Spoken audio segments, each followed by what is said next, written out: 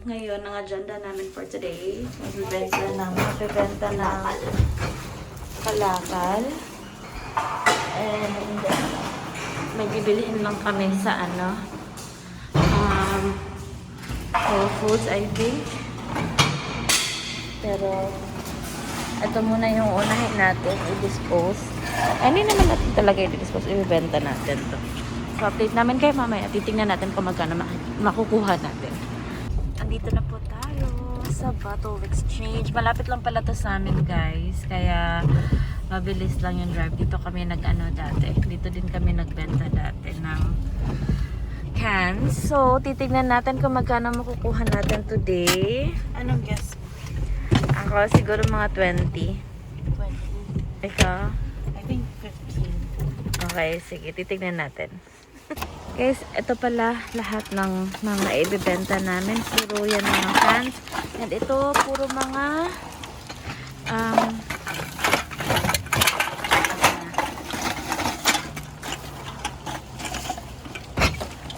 bottles yan. Yan. So, nag-unpack na po kami. Unpack. Nilalabas na po namin sa plastic yung mga cans and everything natin. Ito pala. So, ito yung sala. Sort your empty beverage containers by type. So, yan yung mga natatanggap ko. Ayan.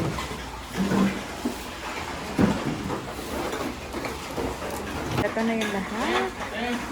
Mga bottles, and then yan, mga carton, mga box. Box ba? Oo, tapos ito, yan. Tapos, ilalagay natin doon sa parang share nila para mabigyan tayo. Kukompute nila kung magkano yung lahat. Tapos na po kami, guys. And magkano ba nakuha natin? Because, $13.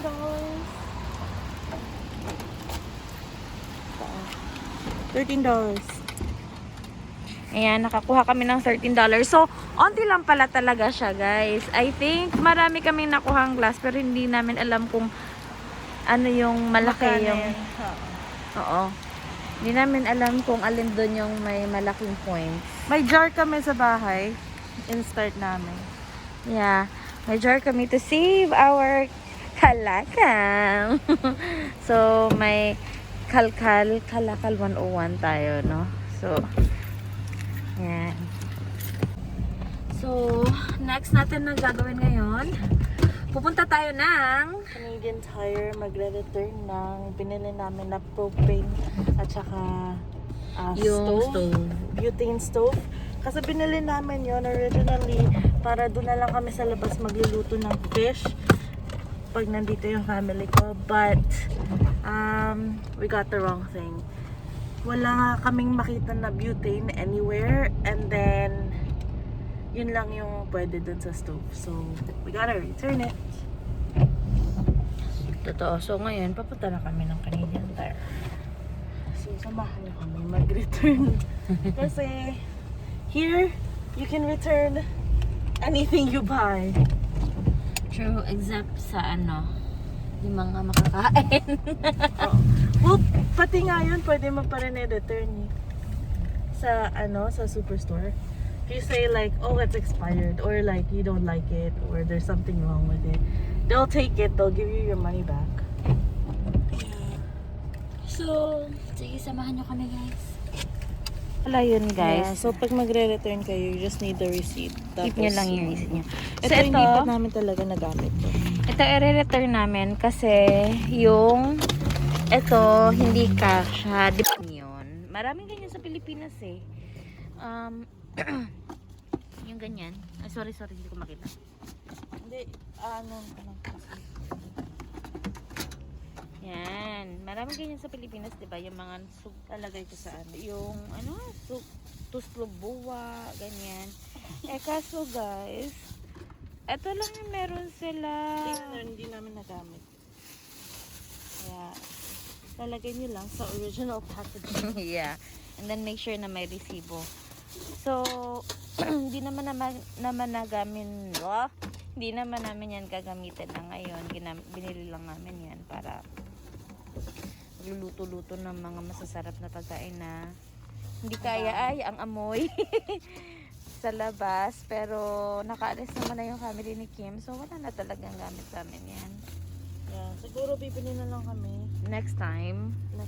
kung may set na. Kasi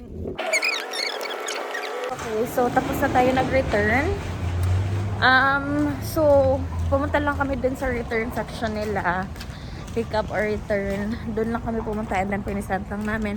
Make sure lang namin na hindi talaga siya gamit or anything. Walang damage, walang anything. pero kahit na ginamit niyo, mare-return niyo pa rin as long as it's still good condition. Good condition. But yeah, it took like 2 minutes. Layo naman natin pala. So ayan, nabalik na namin. Ngayon, Pupunta kami ng grocery store. na may kotse. nagka-crave si Kim kasi ng ano eh. Ng spam. Spam. Kasi gusto ko lagyan ng egg tapos ng coffee yung rice. Oo. Tsaka maganda din yun. May pambaon ako bukas. Okay, let's go!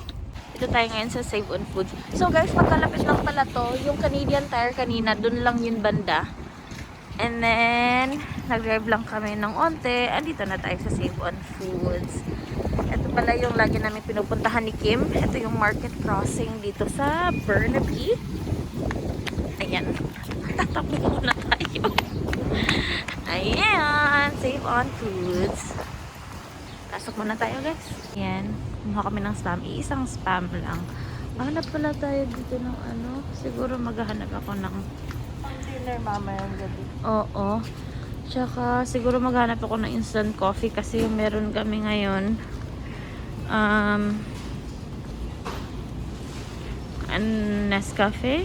Nescafe na gold. Makape talaga ako guys. So, Doon tayo sa maghahanap ako ng ano. Teka lang. ice coffee na rin sa'yo. Nakabili po kami ng Spam. tapos Potatoes. liliit na potatoes, And then rosemary. and then Steak kami. Pero hati lang kami kasi mahal. oo, maghahati lang kami sa steak. And then, white bread. And then, bumili na din kami ng iced coffee na yan. And then, yung creamer. Bakit to? Hindi masarap. Wala, yung ano kasi nila, yung caramel macchiato nila. Yung non-dairy na parang walang lasa na ano. Ewan ko lang. Pero, yeah, yun lang muna yung binili natin sa ngayon. And medyo matagal-tagal na tayong naghanap ng kape, no? Kasi ilang araw na din tayo naubusan ng kape. So, okay na yan for now. That would suffice. Dito na kami sa bahay, guys. And ito yung lalagyan namin sa nakuha naming money galing Kalakal. Sorry. Hi, guys! Welcome back to our channel. Mainit and may pupuntahan kami ni Kim ngayon. Actually, kakainan. Saan? Pupunta tayo ulit dun sa Epic's Grill na silugan sa Westminster. Kung napanood niyo yung vlog namin dati, may vlog na kami nun. Pero, ewan ko kung sobrang clear ba ng video na yun. At kaya pupunta tayo dun. Isa yun sa mga Isa yun sa mga silugan dun sa New West na marami ding mga Pinoy na kumakain. Ako silugan. Silugan? Bakit? Kaya maraming Pinoy. I mean, kasi hindi siya yung parang nasa area kung saan maraming mga establishments or ganyan. Within residential area lang siya, kaya nadayo siya.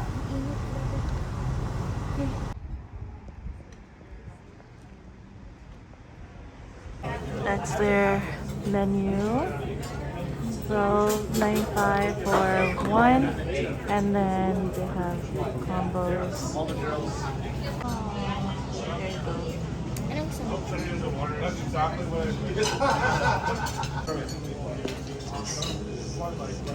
I got sa Kukulaman and then Kat just got coffee.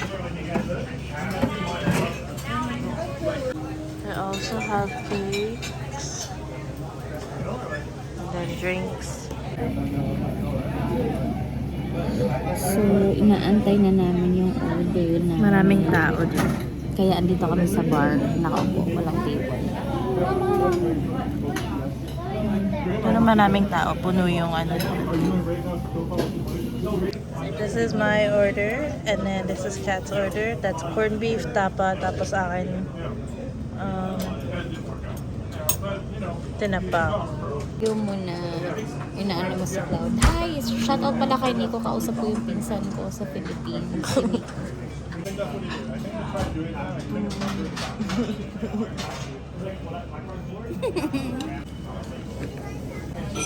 All done.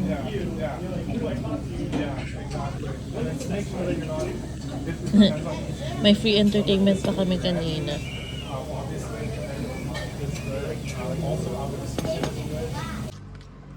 So, tapos na kami. Magkano yung Nakabayad kami ng $40 for... Pero may tip na yun, di ba? Oo, for everything. So, mga siguro mga 30 something lang. Yung tip kasi 10 ba yun? Siguro Minimum. $8. Oo, ganun. And then, guys, may nakuha kami mga libreng ganito. Oh, ang dami. Binigyan kami nung ni tita doon. Yeah. Kaya, Family business sila. kung aabot man tong video sa'yo, tita, dahil nanonood ka Ayun din ng ka, YouTube, dahil sa anak mo, Sa apo. sa apo mo, shout out sa'yo and maraming salamat sa pagbigay nito. True. Cute. Very cute. Yeah. Okay, so ngayon pupunta muna kami ng Winners kasi wala lang, titingin-tingin lang kasi Saturday ngayon and Ganda araw? wala naman kaming plano, so we're gonna go to Winners. Okay, so now we are at Winners in HomeSense. Titingin lang kami before kami umuwi. Tapos, siguro lalabas pa kami mamaya. Ayun si Kato. Asan ba yung wash, ay ano nila? Sura nila? Nasa loob ata, diba? Wala akong makita dyan eh.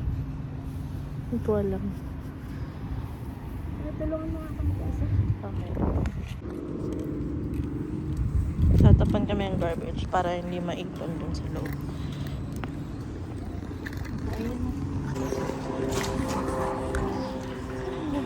Actually, we don't need anything. Parang, wala lang. Titingin lang talaga. Diba? Yeah. Tingnan natin kung may mga magaganda silang mga gamit. Ginto. No? Oo.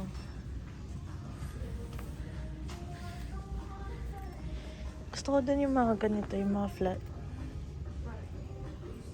No? Ito yung mga pang organize. Uso ngayon. $12 lang mga towels. Tapos ang gaganda nila, oh. Yan. Gusto ko yung black. Pero ayaw ni Kat ata. Not sure. Oh, cute din to. Tingnan mo. Ito. Ah, yeah. I'm gonna buy this cute thing and this for groceries. Okay, so we're done there. Naghintay na si Kat sa car. So we're here. We're here. I don't know, I think. Oh, ito.